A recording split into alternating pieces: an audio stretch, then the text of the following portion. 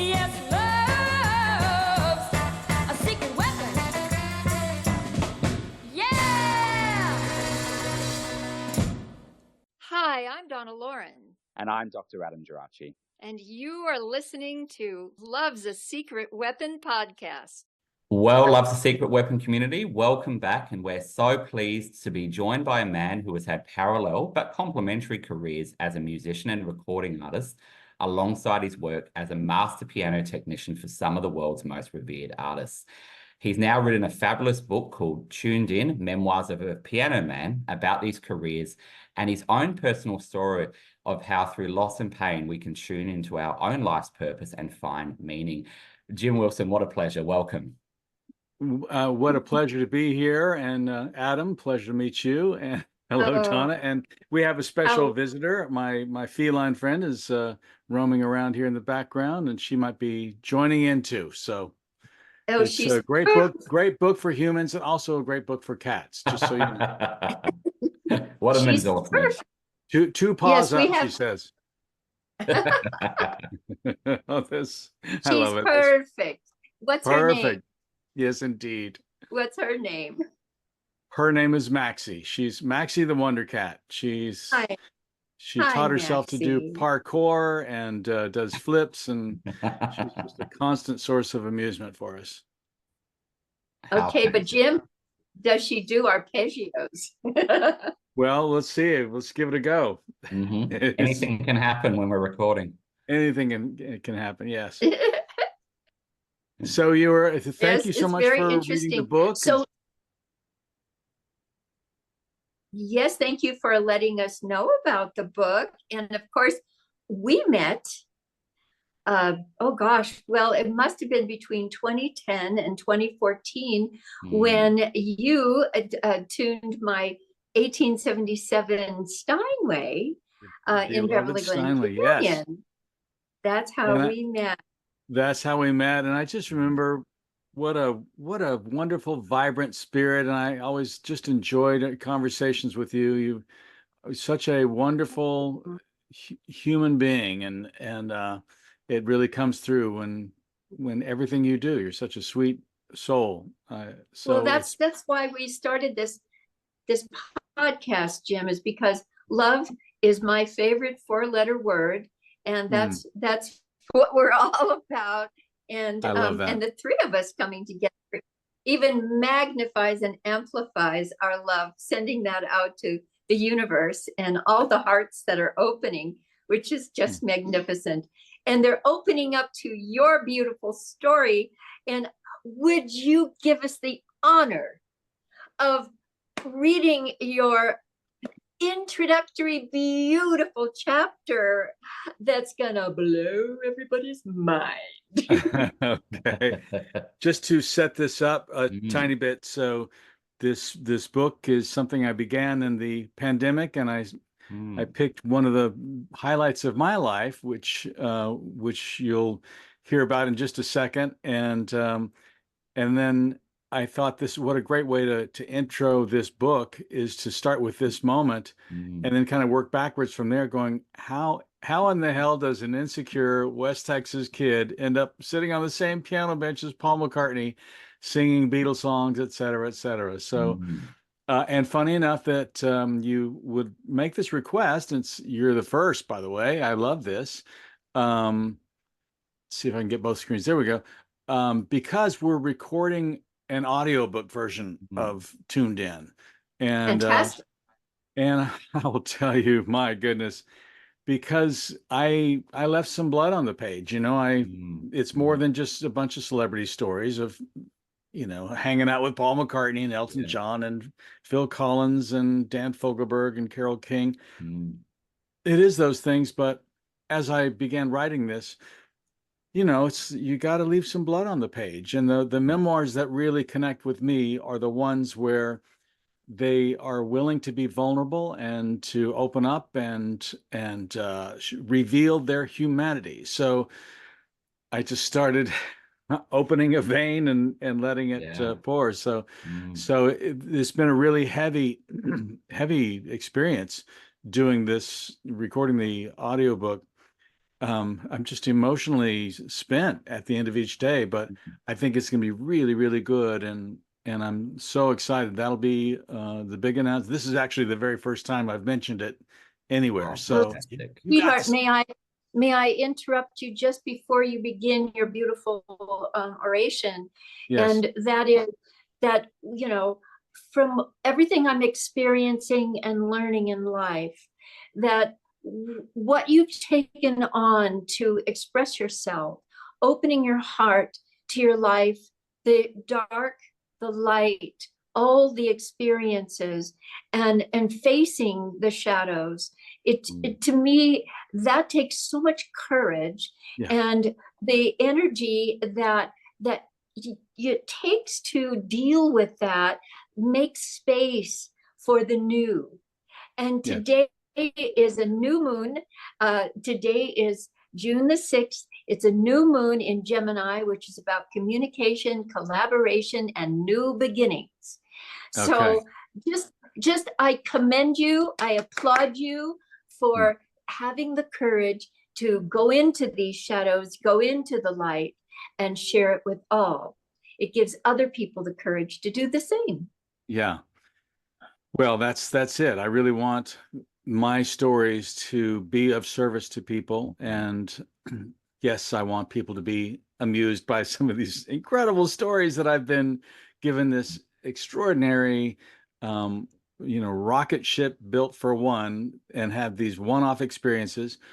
But my journey, I had some hard left hooks, and um, I was forced at one point in my life, which we'll get to in the interview, Mm.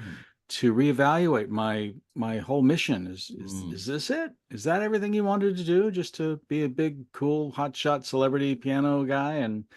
And so I really had to tune in to my higher purpose. What is my purpose, So, and it morphed from when I first came out here to Los Angeles. So with that, shall we jump into I love this? that. Thank you, Okay. Jim. Prologue. Meet the Beatle. August 30th, 1985. You must be Jim. He calls me by my name. And just like that, I'm once again the 8-year-old boy who obsessed over this icon's hit songs, the pudgy kid who yearned to enrapture fans with music, the dreamer whose life direction was shaped by the trail this legend blazed. Feels like I have cotton in my mouth. Oh dear. Amazingly, my lips move, words come out.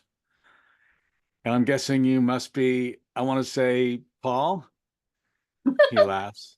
He laughs and extends his hand. My anxiety begins to ease. Just. I've met and worked for quite a number of celebrities by now, but this is Paul McCartney, a friggin' Beatle. His music has underscored my whole life, made me cry, laugh, sing at the top of my lungs, worked its way deep into my musical DNA. This is like meeting Mozart, Gandhi, and Obi-Wan Kenobi rolled into one. I mean, here's a guy who's literally changed the world with his music. But I don't have the luxury of succumbing to nervousness. I'm here on a limited mission to install an adapter in Paul McCartney's piano and show him how to work it.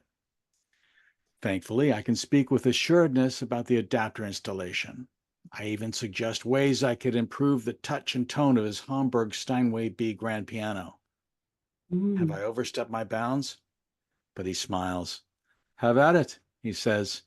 We agree to meet the following morning. I ask what time. Tinish anyone?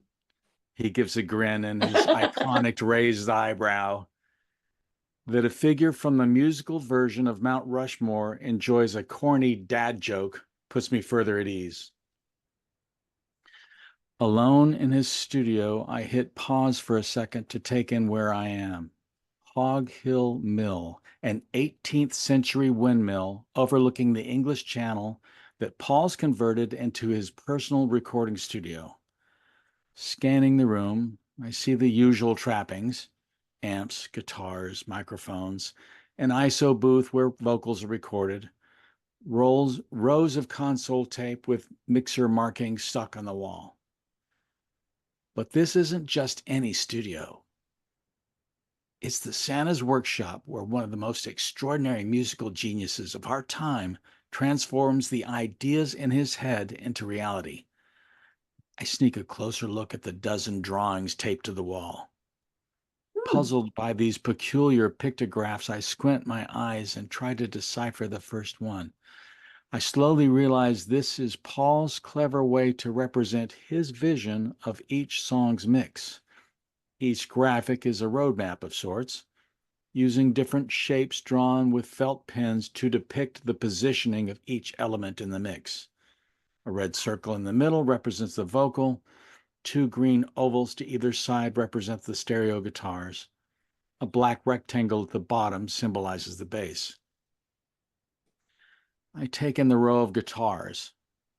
10 instruments and a stand is not unusual.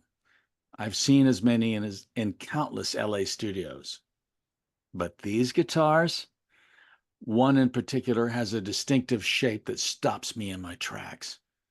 I hold my breath as I ponder the history of Paul's left-handed Hofner bass, one of the most iconic instruments in all of modern music. What would it have been like to stand on stage enthralling screaming fans with this Hofner at Liverpool's Smoky Cavern Club, on the Ed Sullivan Show, in Shea Stadium, or atop the Apple building at that legendary rooftop concert? Drawing closer, the bass line to come together starts playing in my head, followed by Taxman, then Day Tripper. This instrument has anchored countless Beatle classics. At the Louvre, 15 feet is as close as you can get to the Mona Lisa. Glancing left and right as if there were a docent standing guard, I reach toward the strings and lightly pluck the low E. Man, if this thing could speak. Late into the night, I worked to regulate, voice, tune, and installed the Forte MIDI mod, the world's first MIDI adapter for acoustic piano. Just a couple of years earlier, I had the good fortune of having a hand in its development.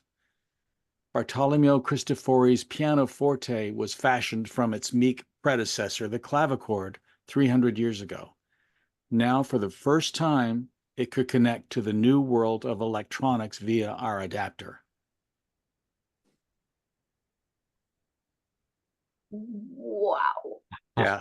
What a full circle moment. Yeah. This has been like this when I've been reading this, because I do get kind of choked up sometimes. It's like, good God, man. And not to race ahead like a Ferrari, but Jim, this adapter that you're installing in Steinways. Yeah. The next person that impacted me was a young woman named Carole King. Yes. Yeah. And you actually went on a road trip with her? Yes. It's can you please share that story with us? No, sorry. No, that's for the book. Oh, okay. All right. I shall. Yeah. Like I said, we're kind of jumping ahead in the story, but well, why don't we, yes, of course, I'll share. To Carol, because I know we definitely want to speak about the Carole King story. Ironic here. Let me just read the next two paragraphs or so. Looking back, it's humbling to think that I, a diffident kid from a small West Texas town, would become a part of a bridge from 17th century northern Italy to a recording studio on the south coast of England, belonging to one of the world's most influential recording artists. For many years, I was about the only guy on the planet you could get the MIDI mod from. I had the honor of servicing the royalty of rock: Elton John, Phil Collins, Keith Emerson, Pete Townsend, Lionel Richie, Bruce Springsteen. But Paul McCartney had been my first musical hero. I wanted to deliver above and beyond his expectations. And then, I go on with the prologue to describe that, first meeting with Paul and sitting on the same piano bench and singing Beatles songs and him telling me all kinds of stories. And this magical 4-hour hang, at the end of which he says, anytime you're in the UK, just give us a bell. So I did. I went to his Homer studio a dozen times, and in the limo ride on the way back to London, I'm thinking, this is so crazy. And as you said, one of the other things that would come out of my helping develop the MIDI adapter was all these other interactions with these legends. And Carole King was somebody whose piano I'd been tuning, and then she heard about this adapter installation I'd been doing, and she calls me and says, "Hey, would you do the installation on my piano at my ranch in Idaho?" And she said, as a matter of fact, I'm going to be driving up there. I have a U-Haul. I'm going to be taking some stuff up there. It'll be a 2-day drive, but we could, it'll be a fun hang, and we'll hang out at the ranch and for a week, and then I'll fly us back first class. Wow. Okay, let me think about that. For a minute. So she's amazing. She's just a really great conversationalist, a very caring person, really obviously very bright. And my God, what stories to tell. She was telling me about the days, 2 days. You have 2 days in a car, and just limitless opportunities to talk about everything or nothing. And as it happened, my brother had died of a heroin overdose just prior to that trip, and she sensed that something was off, and I get in the car, and she asked what's going on, and I thought, what the hell, do I want to sit here and just talk about the weather for 2 days? Or so I said, well, as a matter of fact, my brother just passed away, and I'm hurting pretty bad. So she pulled over and just was so comforting. But because I decided to just go there, that set the tone for the rest of the 2-day drive. And let's just jump in. Let's just jump into this thing. And so it led to the deeper questions of, well, what does happen when people die, and the existential stuff, the heavy stuff. And so we would talk about our philosophies, and I had just read a book when my brother died. It was called Life After Life by Dr. Raymond Moody.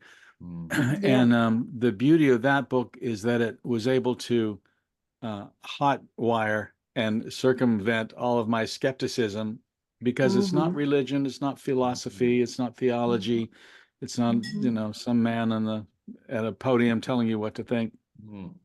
It's a psychiatrist, Dr. Raymond Moody, who had interviewed 150 people who had died and come back from that experience.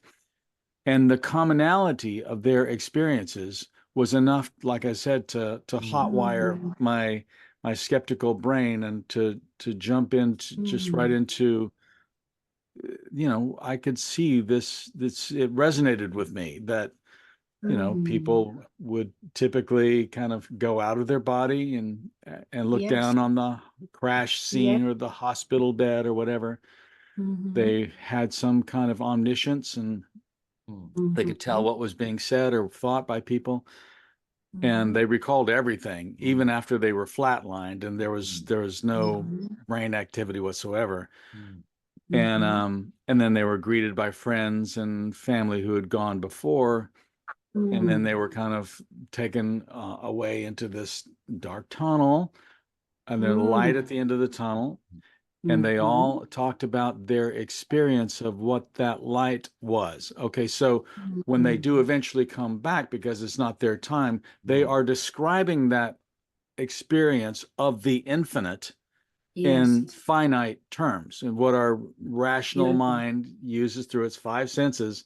This is what I experienced. And, I think it's so far beyond our rational mind's ability to comprehend that we struggle and we grasp to figure out ways to label it. Well, you can't. It's literally beyond our comprehension. So, but these people all kind of were drawn to this light, which was just pure unconditional love. And for some people, they came back and they said it was Jesus. Other people said it was this or that, but it was always this kind of bathed in this unconditional love. and judgment, quote unquote, in that, and not like, all right, you're naughty or nice. It's more like review. How did it go? People, you hear about people saying my life flashed before my eyes. It Yes. literally does. Almost everybody that died and came back had the experience of just the frame by frame or just some kind of viewing of their life. And it wasn't like you've been naughty or nice. It was more like, let's review. Yeah. How did it go for you, Donna? Did you feel all right? It was all right? You feel pretty Well, good? yeah, it's an experience. It's each one of ours experiences in this That's lifetime. right. That's right. And everybody's going to have a totally different take on it. I'm sure there are people who've died and come back, and they all have a totally different take on it. And that's interesting that you're talking about this, because the idea of writing a memoir is reviewing that in the living, which is really interesting. Right on, Dr. Adam. Now Yes. Jim, you realize we're in the company of a psychologist. So if you Perfect. make yourself Perfect. comfortable and recline. You have a couch, it always is good. But you're talking about this idea of being with Carole King, and I think, Jim, in your book, what's really interesting is you're talking about these legends, and you're in some ways still that giddy kid in Amarillo, Texas, who saw these people on TV and is now with them and having to manage that. But like you said, when you were willing to go there with someone, human to human, no matter how successful Carole King was, you could have that conversation about this, which we all experience, this idea that we all sit in this unknown all our lives. We don't know where we're going. We don't know where that's going to end up. And that's something that is fundamental to being human. But in sharing with that loss with her, you were able to have this existential sort of question. And so, or conversation. And so I'm interested in, again, that idea of how did you get there? How does a kid from Amarillo, Texas, get to experience all these things as your musician yourself, which we're going to talk about, but also your work with these masters? How did that all start for you? Take us back there. Yes, please. Well, as I said, in the limo ride back from London, I'm thinking, how did I get here? And it really all came back to this one beautiful gesture that was made by a friend of my mom's. So what I just read to you was part of the prologue, and chapter 1 is called The Guitar. So my mom, I'm about 7 years old, and my mom comes in and says, hey, I'm going to go run an errand, come with me. So sure, it beats doing homework. So I jump in her car and we go to her friend Toy's house. What an interesting name for a man, Toy. And so he's an interesting guy, lanky figure with a ever-present Marlboro, and they're talking grown-up talk and drinking Chardonnay, and I'm thinking, I wanted to amuse myself, so I look around the room and there's all these art drawings, and there's these brass statues that my mom and Toy had made in their art class. And then over in the corner of the room, I see this guitar leaning against the wall. I'm 7. I'd only seen one on TV. Roy Rogers played one, and so I'm intrigued, and I sneak over to it, and I pick it up, and I kind of pluck a couple of little notes on it.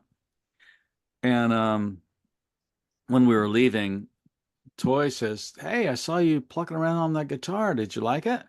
I said, yeah, it's really cool. And he goes, take it. It's yours.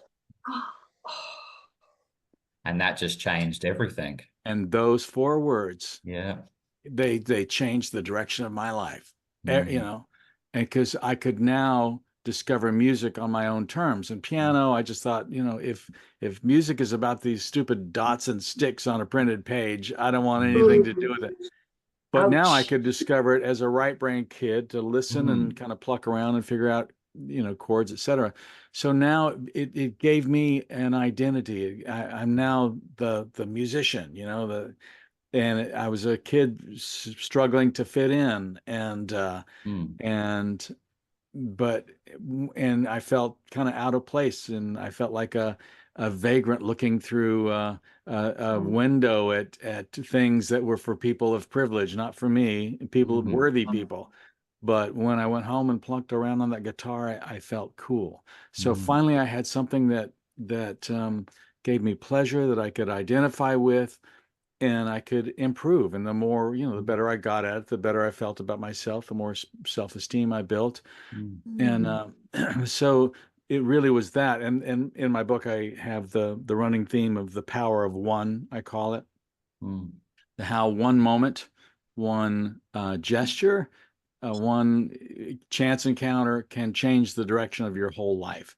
And then in the case of Toy, it did. It clearly gave me something that I could, like I said, have an identity, and it changed everything. So that was ground zero for me. And music became kind of my salvation, and my chance to express my emotions and to turn pain into purpose, Yeah. So that was that. And then years after that, I would began, taking my James Taylor guitar riffs and transfer those to piano, and that became kind of the root of my musical style. May I insert something, since you brought up James? So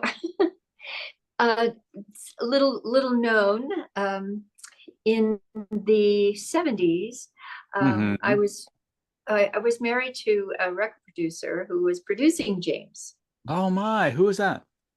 Lenny Waronker. Oh my gosh. And how cool. and James, by the way, does not read a lick of music. Right. Right. Okay. And James was living nearby while they were recording an album, and they were doing How Sweet It Is. And what a great record. Oh my.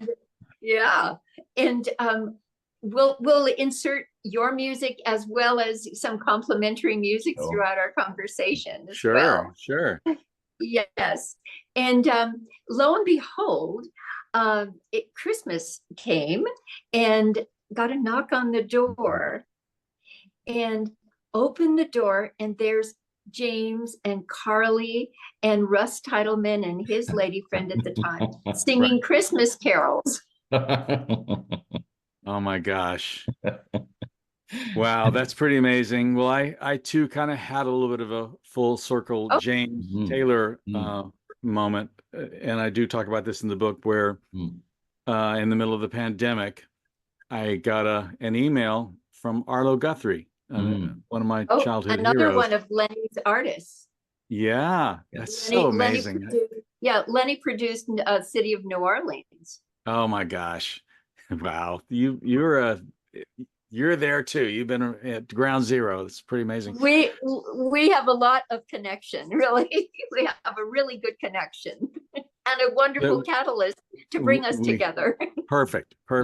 So Arlo reached out to me, and he said, rolling through my second cup of coffee this morning. He said, you don't know me, but I'm a big fan of your music, and rolling through my second cup of coffee this morning, I got an idea. Call me crazy, but I think with your wonderful piano voicings and my voice, we could do a cool rendition of Hard Times Come Again No More. This is unbelievable song, right? It's a 160-year-old song that's written by Stephen Foster. So I did my version of it, my kind of thing, and he said, oh, that's perfect. So we recorded it, made a music video. We became friends. He said, anytime you're back east, give us a shout. So my girlfriend Virginia and I went to his place near Stockbridge, Massachusetts. Right. And to bring this back to James Taylor, so their nearest neighbor had been the Taylors, the Taylor family. And this is way back when. And James Taylor was a good friend. And before he got to start with the record deal that he had, or when he was first getting started, he came and he stayed on Arlo's property in a guest house and in the Berkshires. And Oh, James wrote this song about the Berkshires seem dreamlike on account of that frosting. Sweet Ah. Baby James. He wrote Mm, that song in mm. Arlo's house. So I got to wow. sing that song with Arlo at the same property where James had written this song, My Hero. So it was kind of this wonderful full circle moment, right? And just thinking about that idea, because you talk about in your book that you went to college and you studied music theory and Yeah. all that, but then we also were talking about this idea of just finding music naturally in these people who they might not read music or they might not think that way, and sort of marrying that theory. You talk about how you had all this sort of theory and ideas, and then you would come across these artists who that wasn't the way that they did stuff, and you had to feel it instead. Yes, there was a moment. So after that first meeting with McCartney, Mm. I went, oh my God, this is just incredible. And he felt like a chum, a buddy, And I thought, me being the cheeky bastard that I am, I think, God, I know that I gotta wonder if he'd be up for writing a song with me. What an audacious thing to even think. And yet I knew that if I had the at bat and I Mm. didn't take the swing, Mm. I know myself well enough that I would forever, ever, ever beat myself up for not having to. I would rather face the humiliation Mm. in the moment rather than beat myself up forever. So anyway, I'm back in my hotel room in London, Sunday night. Finally take a shot of tequila, and I muster the nerve to. So Paul, how you doing? Hey man, how you doing? Yeah, I was just thinking of be nice to have you come by and see the pianos and etc. So, and I said, great. Well, hey, listen, I've got this song that I'm kind of working on, and it needs a lyric. And Oh, a long beat, and he starts winding me up. I said, "Oh, I see. If a Texan comes over here, he wants to write with the Beatles. Is that it?" He starts winding me up, and he has a laugh because he knows that I'm kind of sweating making this. He's sure, I'd love to hear it. So we set up a time for me to come to his home. I've been to his studio, but now I'm going to go to his home.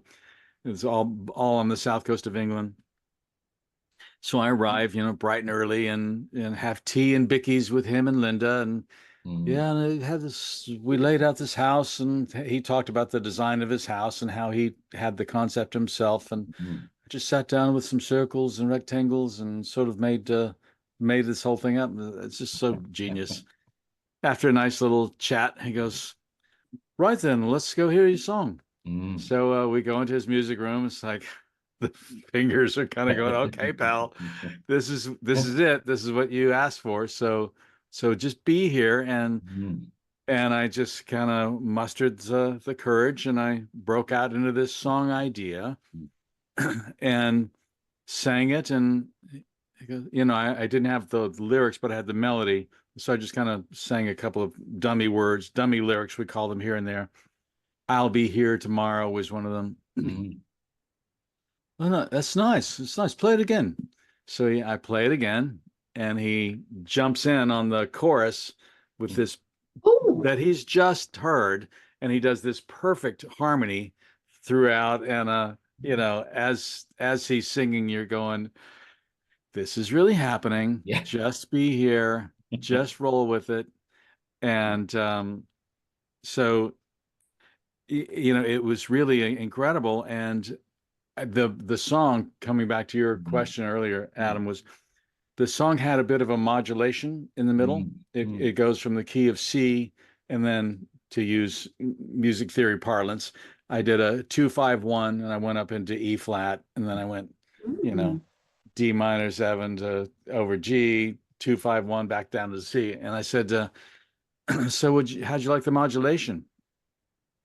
And he goes, it modulated? I said, well, yeah, where it's in C, and then it goes 2-5 up into E flat, and then 2-5 back down into C. And he goes, yeah, I like it when it goes from the black keys to the white keys.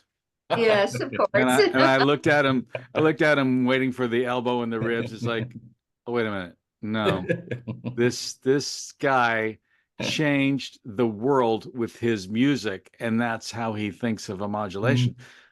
Clearly he employs modulations all the time Mm. and uses them. It's just it's not a head thing. It's more of a visceral thing. He feels, I mean, think of, you know, that incredible modulation in Penny Lane or Day in Life, just all these different things that he knows how to do, but just doesn't use the technical parlance, you know? Yeah. And I mean, I think that's just like a prime example in your book of that time of the need to be present when all this crazy stuff is happening, the need to be completely in the moment.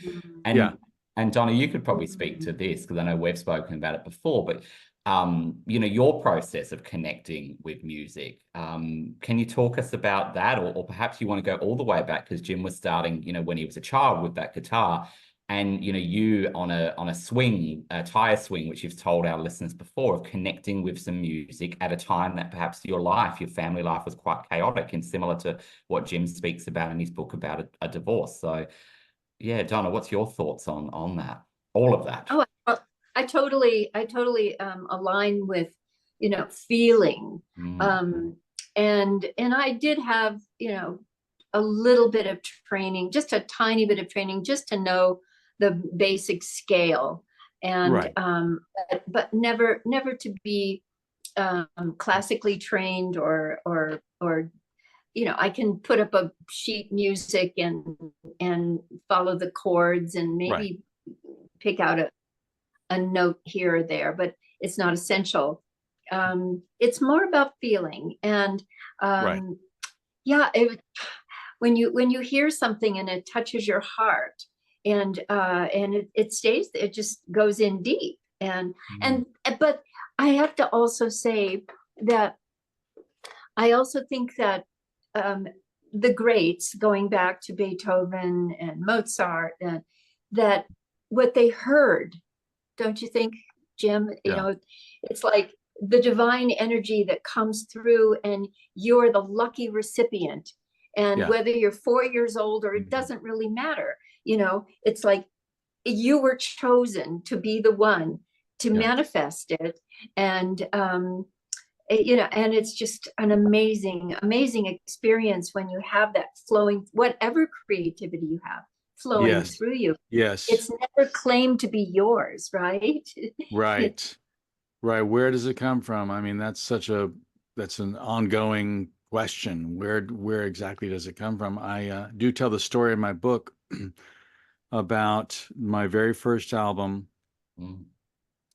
We'll get to all these things later, but my very first album, Northern Seascape, and I just begun recording it. We had recorded 4 piano tracks, and my engineer and I were listening to all 4 piano tracks in a row. They happened to be the slowest tempo of all the tracks that would eventually end up on there. And I thought to myself, man, I really need something it would be nice to have something lighthearted to balance out this album with. Something kind of lighthearted, and I thought, shoot, I'm not a write on demand kind of guy. So, oh well, maybe the next album I do, I'll have that song. So it was late. I went to sleep, and I was having this dream that I was driving through a forest, and it's this beautiful dark forest, and there's this mist, you know, I'm driving through this mist, and on the radio is this little piano melody, and oh my God, what is that? That's beautiful. And I'm driving in my dream, and wow, oh man, that's beautiful. And I reach over for the volume dial in my dream, and I turn it up, and I'm listening and then I'm thinking, who is this? And then the radio announcer in my dream goes, and that's the latest from Sheryl Crow. And in my dream, I'm thinking, wait, Sheryl Crow, this is a piano. And then I slowly start waking up, and I go, oh, this is being given to me by where? You know, by something. So, but I knew in that dream state, it's like, do this slowly, just go over the melody again and again. This is what I'm hearing. It jumps a third there. It's a bar of 2 there. Very quietly, just grab onto this thing, bring that from the ether into reality slowly. And so once I've kind of had a handle on it, I went to the piano, and that song became exactly what the album needed, called Heart of Innocence. So if you're going to be interspersing music, well, then that's the one, because that little melody. That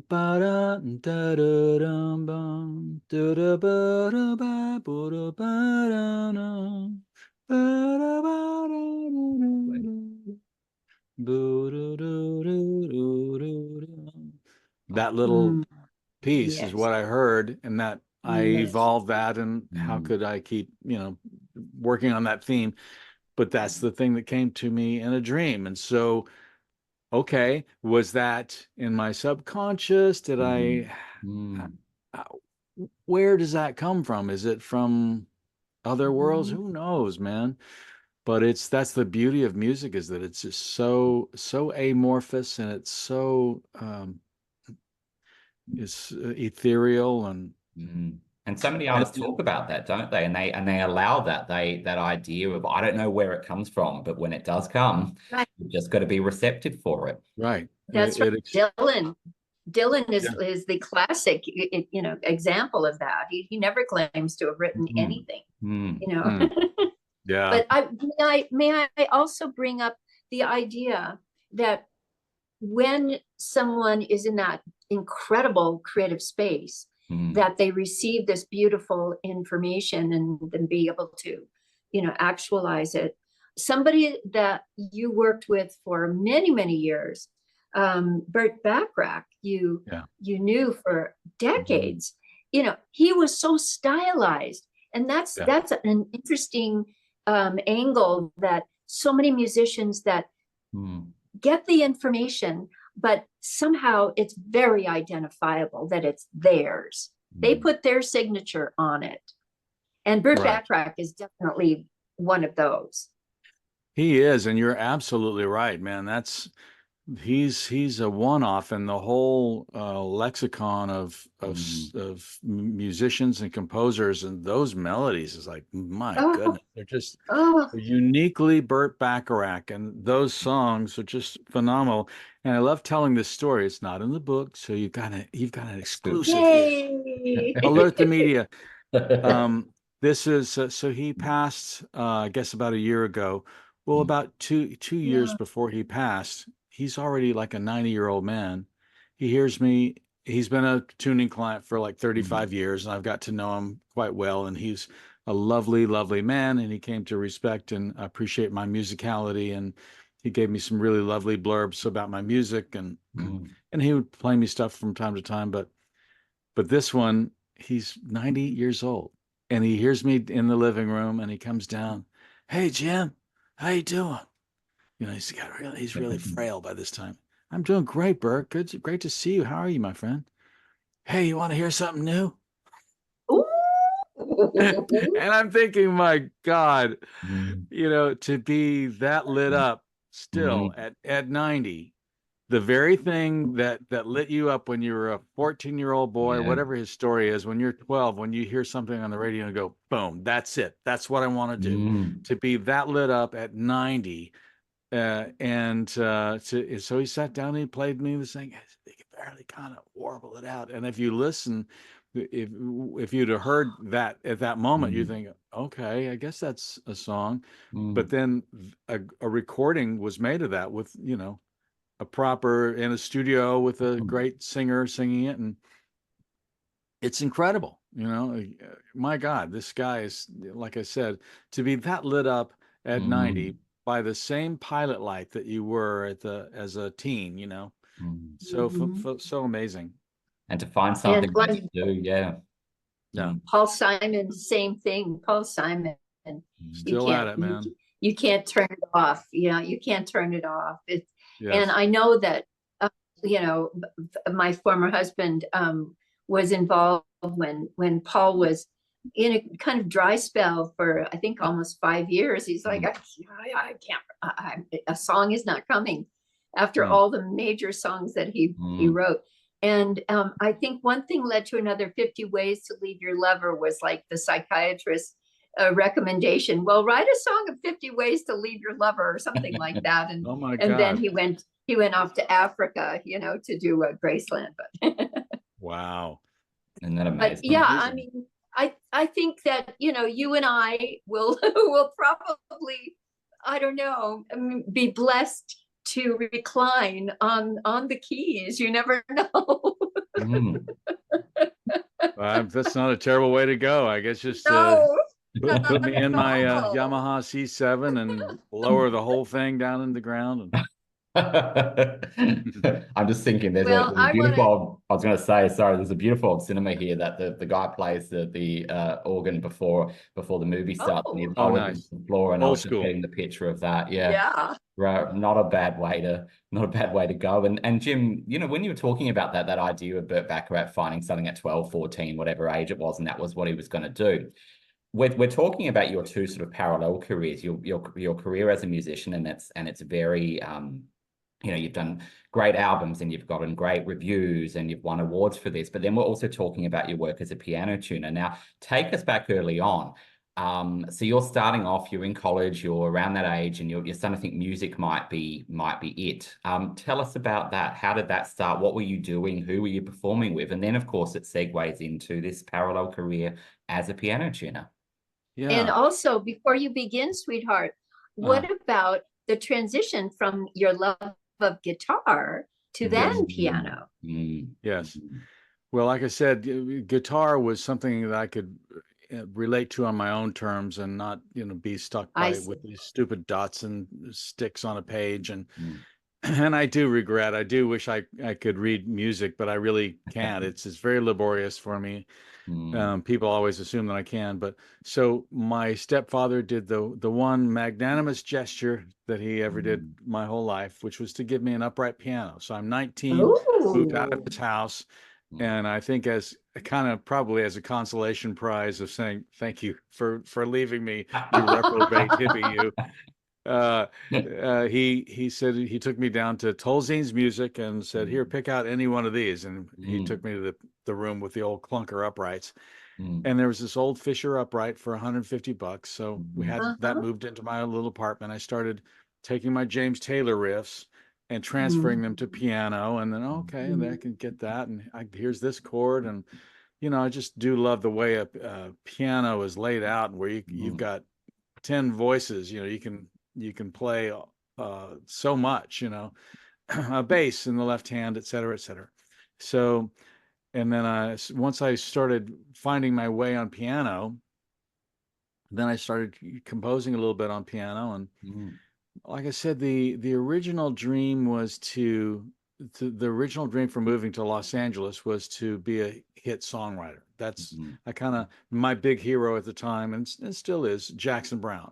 He just is a phenomenal artist who writes about the human condition and in this wonderful, brilliant way. So as I like to say, piano tuning was a means to support myself. And when I moved to LA, and so I moved to LA to become the next Jackson Brown, and instead became the next Jackson Brown piano tuner. So, but which is okay. The whole dream kept moving and shifting. So back to Amarillo, I'm playing some solo gigs, some guitar gigs around town. I know that songwriting in LA is in my future. I don't know quite how it's going to manifest itself. I meet with the manager to say, "Hey, get me some more solo guitar gigs." You know, he said, "Well, I don't have any of those, but there's a band, very popular band at the time called Easy. They were kind of a little bit of a show band, and they're looking for a bass player. You play electric bass, don't you, Jim?" I said, "Yes, absolutely." Lying through my teeth. I never played one in my life. And I said, "When are the auditions? Tell me when, and I'll be there." He said, "Monday." So that was a Friday afternoon. I went straight to the Billy's Band-Aid. I got a Fender Jazz bass on consignment. I worked my ass off all week long, 8 to 10 hours a day, just listening, working up, transferring my guitar chops to bass, and just working at bass lines. I went to on that Monday to the audition, and I impressed them enough for them to get a toehold. And over a period of 2 weeks, I just kind of was so relentless that I finally wore them down and said, "Okay, you got the gig." So that was my experience of playing in a band back in Amarillo. And you asked what about piano tuning? How did that occur? Well, Yes. and the keyboard player in that band could tune pianos. And I thought, wow, what a great way to go off and make $25, you know, which was what it was at the time. And so I, you know, instead of doing it like Charlie did, I thought, I want to do this right. I want to learn it, you know, the right way. So I wrote to all the piano tuning schools in America, and I got a list of 20 piano tuning schools, wrote to every one of them, hand wrote these letters. Love it. All of them came back saying no longer in existence, moved, no forwarding address, return to sender, except for 3. And of those 3, the best one would be Cleveland, in Cleveland, Ohio, Perkins School of Piano Tuning and Technology. And so I went there, and I thought, I'm just going to learn tuning as a little means to support myself in LA. Cut to, I do finally move to LA, and it begins taking off, and it becomes this more than just a way of supporting myself. It's something I do really well, and I take pride in, and just one thing led to another.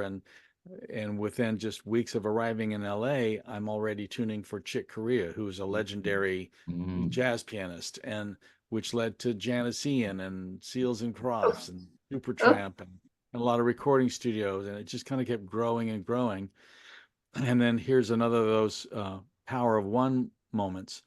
So I'm tuning the piano at Name That Tune. Remember that TV show? Name Yes, That of Tune. course. I'm tuning. Sure. Well, they have a piano where they go, I can name that tune in 5 notes. Blah blah blah. You know. So I was tuning the piano on the set. I'm by myself, and across the way I see this guy that I think, God, I wonder if that's this guy Chuck Monty, who is kind of famous around town for a modification that he did to Fender Rhodes keyboard. And I was kind of late. I didn't have any business in stopping what I was doing, but I thought, no, I want to introduce myself. So I got up, introduced myself. That was Chuck Monty. It was the Fender Rhodes guy. And that one decision to get up and introduce myself would lead to me working on his piano, and then him introducing me to the guys who were developing this original MIDI adapter for acoustic piano.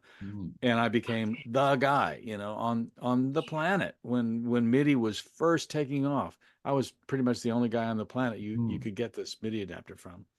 So it was a magic carpet ride, and it's kind of that power of one moment again, you know, where just one little decision, one moment can set the trajectory for the rest of your life. And it's because of that one moment I would meet McCartney and Elton and all these other people and have this magical carpet ride.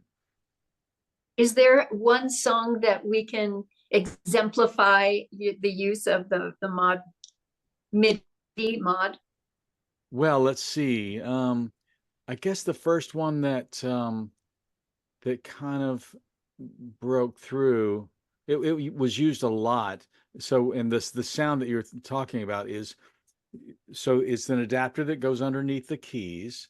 There's 88 switches, and when you press down on your piano key, your piano will make it sound like it normally does. But also underneath, when you're pressing the key, you're also pressing this switch, which sends an electronic MIDI signal out of your piano. And it's all digital information saying, Donna just played note number 83 at a velocity of blah, blah, blah for a duration of blah, blah. So that's MIDI information. So one of the first times that it got really popularized was St. Elmo's Fire. Oh, great. David Foster. I think you can probably hear it's the layering. He chose to use that adapter to layer the piano sound with the Fender Rhodes sound. So what he's playing on the piano is being doubled with the Fender Rhodes sound, which is one application that you can use for this. Yeah. And does it feel the same for the artist? Like the artist playing it, it still feels the same as... Still feels the same. The original switches were a little bit heavy. So that was one of my contributions to this thing, was like, listen, as a pianist, I'm telling you, we got to make these switches lower profile. We got to make them lighter weight. And so what a magic carpet ride. And you know, when Tell you us talk more about Mm. Elton. You want to hear about Look at Elton? you being a name dropper today, Donna. Oh, man. Well, I mean, Mm. you know, as all these things are going down, you're just going, oh my God, I can't believe I'm here, you know, with all these masters. And what a great dude. You know, the first time I met him, I was so starstruck. And there's the whole England thing started with somebody was producing, Bob Gaudio, in fact, the Four Seasons producer, was producing the soundtrack to Little Shop of Horrors, a movie with Love Steve it. Martin. Yeah, way back. Great film. And Bob Gaudio is talking to David Paich of Toto, and he Oh, says, right. "Hey, I'm going to be doing the soundtrack for this new movie, and I want something a little bit different." And oh well, you got to get Jim Wilson to MIDI the piano.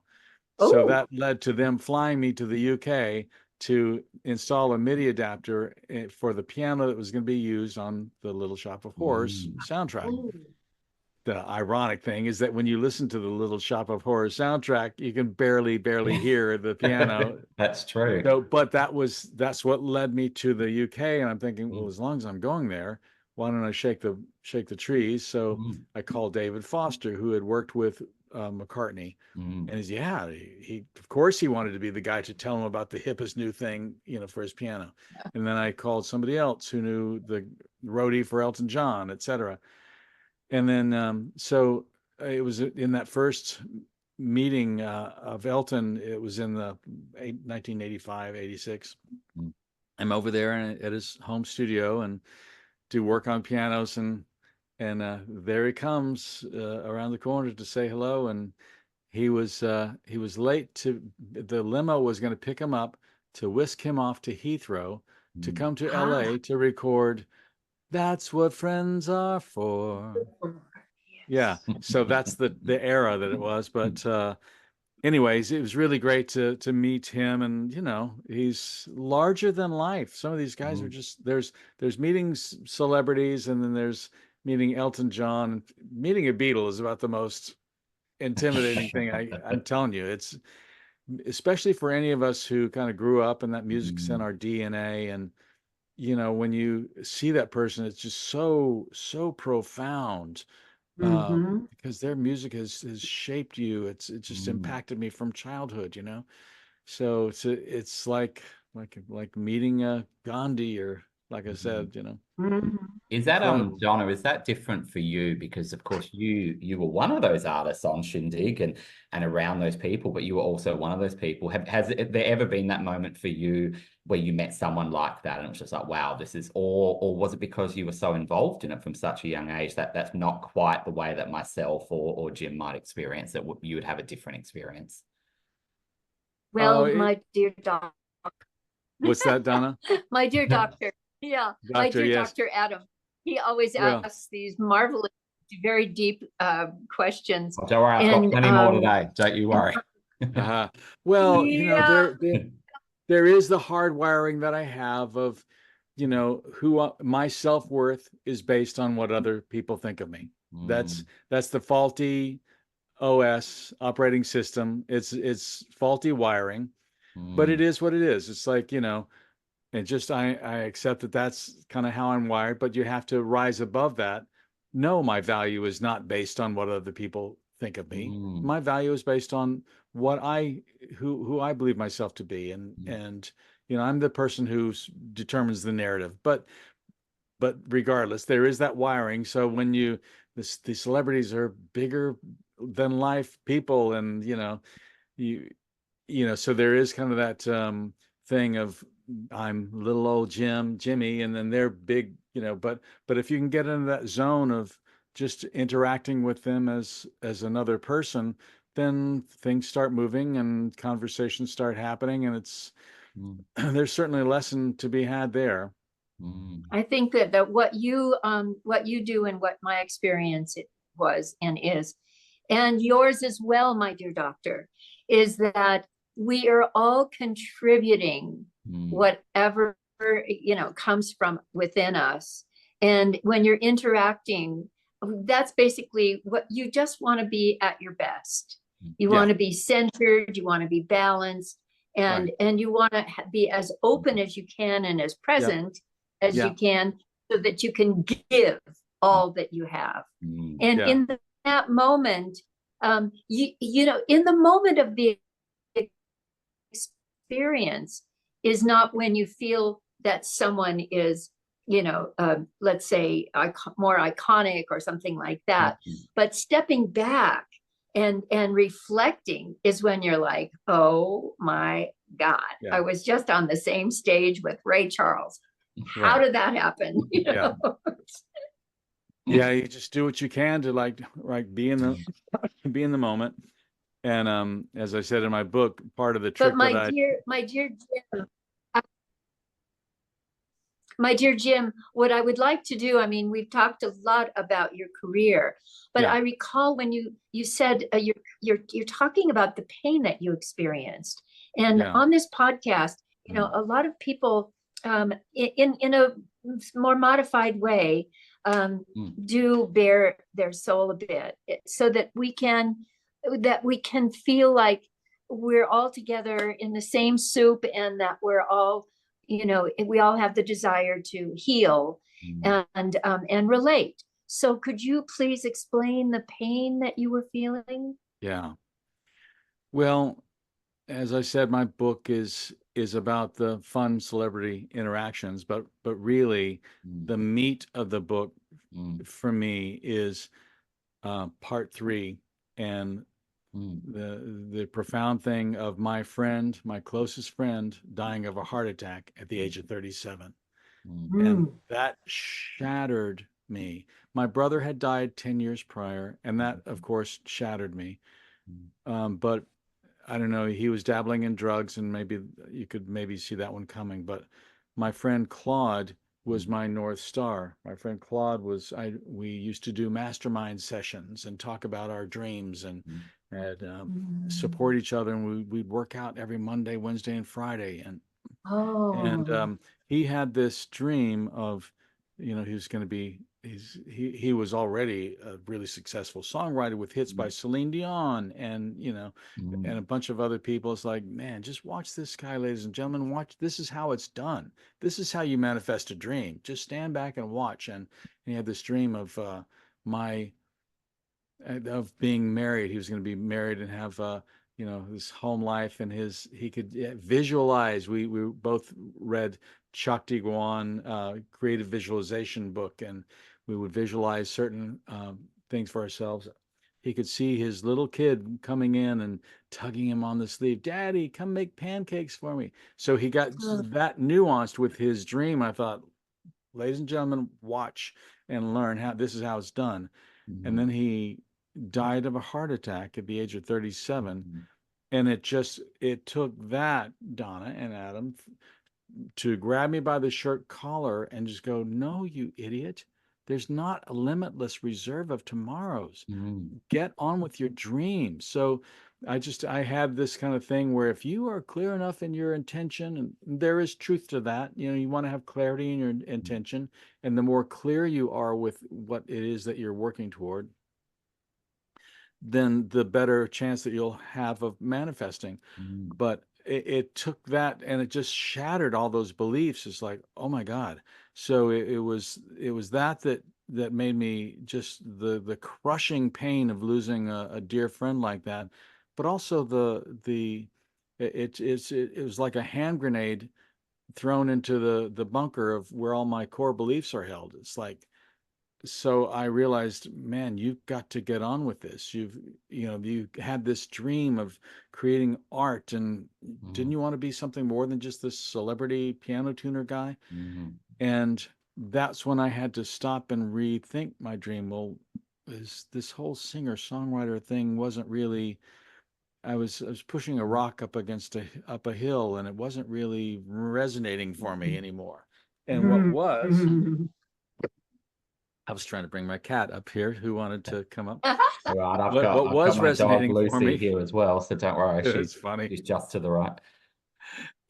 I went to pick her up. She said, no, I don't think so. No. But what was resonating for me was these pieces that I had been writing, you know, of course I wanted to write the next big hit song, but in between those songs, I would go to the piano and just start writing something on the piano that really felt good. It's like, oh God, I don't know if anybody's ever going to hear this, but man, I sure do love playing this little 16th note Yes. pattern on in B minor, and then when I go to the sharp 5, it's just so cool sounding, and take some of these James Taylor melodies and the folk melodies and the Appalachia and the folk song and all that stuff, and marry it with these other voicings that I love. And so when Claude died, I thought, okay, I'm if I get that tap on the shoulder and time's up, pencils down, turn in your assignments as is, that's it, the ride's over. I want to have left behind something of value that has meaning for people, but more importantly, that spoke to who I am as what's in the deepest part of my heart. And that has been my driving force since 1997 when Claude died. And every single album that I've made, 10 albums so far, 2 PBS specials, and now this book and the audiobook version. Everything I do is like, when I finish that mix, it's like I've just taken something that was in my mind as a concept, as a dream, and I've turned it into reality. It's one more flag that I've planted in terra firma that says I was here. And you know, my book, I figure if just a handful of people are inspired by my journey, and it inspires them to get on with their journey, then I will have succeeded. I'm happy to say it actually was a bestseller on Amazon, and Isn't that marvelous? yeah, it's been moving people. Let's see. I have your book right here. As a matter of fact, why There here it we is go. now. Well, just move it back a bit. Move it back. Move it back a bit. Yeah. Pull it Keep back going towards to you. the and over to right, maybe the left, the there we go. right. There we go. Yeah. And there's pages and pages of endorsements from you in there, Jim. That must feel good. I mean, you've got Quincy Jones, Carol Bayer-Sayer, who else? Ala Guthrie, Ray Romano, Melissa Manchester, Barry Manilow, Mark Shaman. I'm going on and on and on. We don't usually do the laundry list, but it's deserved, which is wonderful. And you know, when you started recording and you telling your book about it, it was a process, and not only creating but getting it out there. I mean, one of the interesting things is that you did a lot of performances and meets and greets in places like shopping malls early on to connect with people. I was so determined, Adam, to do whatever it took to get out there, and it was a bit of a conundrum to begin with. Okay, great, you just scored your record deal, your first record deal. So my friend Claude died, to back up a little bit, and I put together this album, 10 instrumental songs, and people came on board, and Davy Johnstone of Elton's band played on it, and Dave Cause, and et cetera, et cetera. Everybody came on board to support my vision, and I ended up getting a record deal with Angel EMI, you know, a major label, and that album went to number 21 on the Billboard charts, and you know, it was incredible. But then the conundrum is, they want you to get out there and tour to support it. I'm happy to, but you can't develop a following until you get out there to perform, but you can't really perform and draw a crowd until you have a following. It's like, okay, how do I crack that one, you know? So around that time, I was hanging out with this girl, Lisa Franco, who was doing these mall gigs, and she put me onto her manager. And I thought, as it happened, it's a little bit cheesy, but man, what a great way to crack that conundrum. You know, how do I get in touch with people? How do I develop a following? Well, that was exactly what I needed at the time, you know. So I would fly to Mankato, Minneapolis, to all around, to Boise, Idaho, to Dallas, to these arts festivals, to malls, and have a piano there and play, and then play my music and sell CDs. And I would sell 300 to 600 CDs in a weekend. And every Mhm. single one of those people, I would shake their hands and say, thank you so much. And if you'd like, Yes. if you'll sign the guest book, I'll let you know when I'm coming back to this area to perform. And they would. And so we very methodically entered every name into the database, and database of 20,000 people, and which was part of me getting to sell out my first concert, big concert in Amarillo, Texas, the Amarillo Globe Mm. News Center, Wow. You 1,300 went back people. home? Oh my I went goodness. back home. So, and as a matter of fact, I'm going to be going back there this September to do a guest Wow. feature at the same Globe News Center with that I sold out. I was the very first artist to sell it out in 2007. They had just completed this $20 million Globe News Center, Wow. Performing Arts Center, and Well, Jim, our life mission, music, art, psychology, whatever it may be, is connecting with people. yes, And as we can keep connecting, you with them, it's this beautiful celebration of the light, and the light being love, yes, and coming from the source.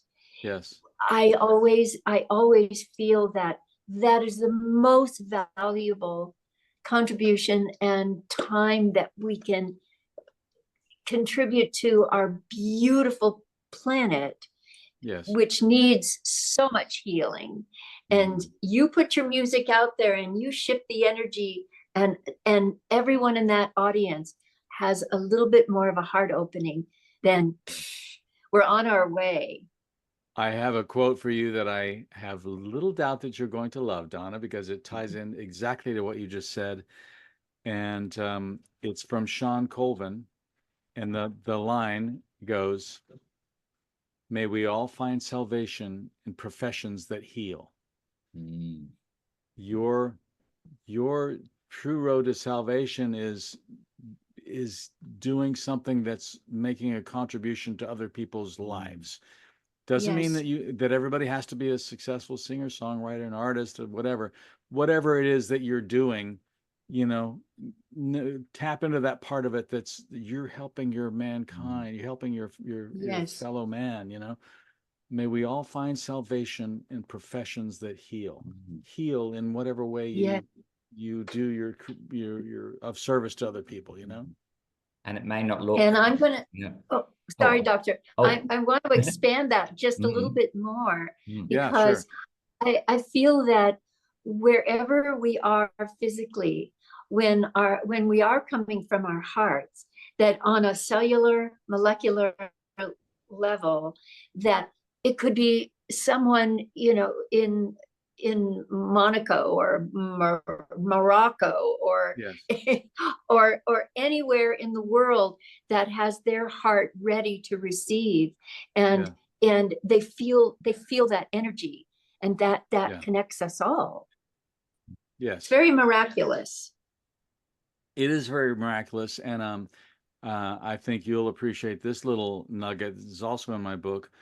So I just gotten this experience of being with McCartney, and him, actually being in that creative zone with him, of him, kind of trying on a song idea for size, and just being in that space with him.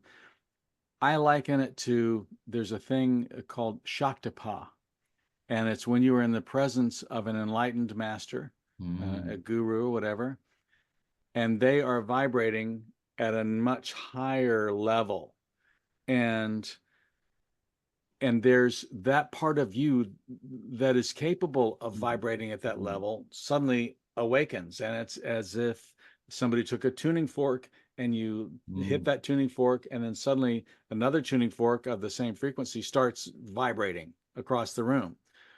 That's exactly what happened with me with McCartney. Just being in that space, you kind of, it's Shaktapa. It's that sense that we are capable of vibrating at another level, because typically we kind of go through our lives and this is reality, this is our world. And then when you're in the presence of somebody who's light and they're vibrating at a higher frequency, boom, and it lights that Mm. part of you up. And we're all 100% capable of vibrating at higher levels, but we don't completely acknowledge that, you know. Fantastic. all the What time. a fantastic idea to introduce. And also with your book, you know, I think what's really empowering, as you've said, there's fun stories, there's celebrity stories, and there's also pain and grief. But what it really is this idea, for me, what I took away is that your life that you think you're going to lead or how it's going to go might not go, you know, in that way. It might not play out the way that you want necessarily. But if you're in tune with your values and you're in tune with what means things to you, that will unfold. It may not look the way that it did, but you will, as long as you keep in touch with those values. And it took, like you said, it took a big experience in your life to sort of go, what do I really want to do? What am I here for? But we're all able to do that. It doesn't have to play out in this linear way that we imagined. It could go in all sorts of ways as long as we're committed to those Yeah, values. no, you're right, Adam. You need to be willing to let it take the form that it's going to take. I mean, have your intention. There was a poster that I had on my wall of my bedroom as a kid, and it said, "The important thing is this: to be willing to let go of what you are for who you could become." Mm-hmm. So, in other words, I'm this. Well, lighten up, because be willing to also go this other direction, you know, and allow yourself to be this other part of yourself too. So you can be the caterpillar yes, and go through the metamorphosis and the chrysalis to be the butterfly. And may I tell you, Dr. Adam, you were describing Jim as in tune and inverting the title of his book, Tuned In. What a perfect segue. Great callback. Yes.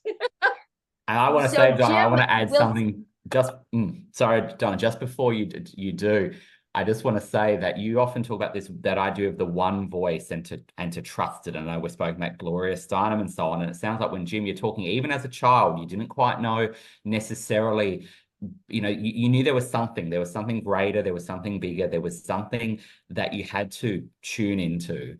Even at that young age, and it just became more apparent because you were willing to go there. Like, you knew there was something, you know, you talk about this in your book about being present or you know, realizing these things. And it took that lifetime. And Donna's spoken about that idea of that inner voice, of having to trust that inner voice as well. And I just wanted to bring that up. Yeah. Yes. Well, we're all connected. And I want to thank you for your precious time, Jim, and your generosity for sharing your life with us and for sharing your life with the world in the way that you do. And I wish you all the blessings wherever you may be. And I know that you are going to raise the vibration wherever you go. Oh, beautiful. Amen to that. Well, and where can everyone get your book, Jim? Well, certainly on Amazon. It's the proper answer is wherever fine books are sold. Lovely. But Amazon. But you can. There's a landing page to tell you all about it and all the different links from there. Go to jimwilsonmusic.com/tuned in. That's jimwilsonmusic.com/tuned in. Call today. There's a 7-piece cutlery set waiting for you. Call tonight before midnight. I do need a new cutlery set. Yeah, how perfect. Great timing, right? Thank you, Jim, for being on Love's Secret Weapon. Oh, beautiful. Thank you for having me, Donna and Adam. Much love. Much love. Love you. Thanks so much. Okay.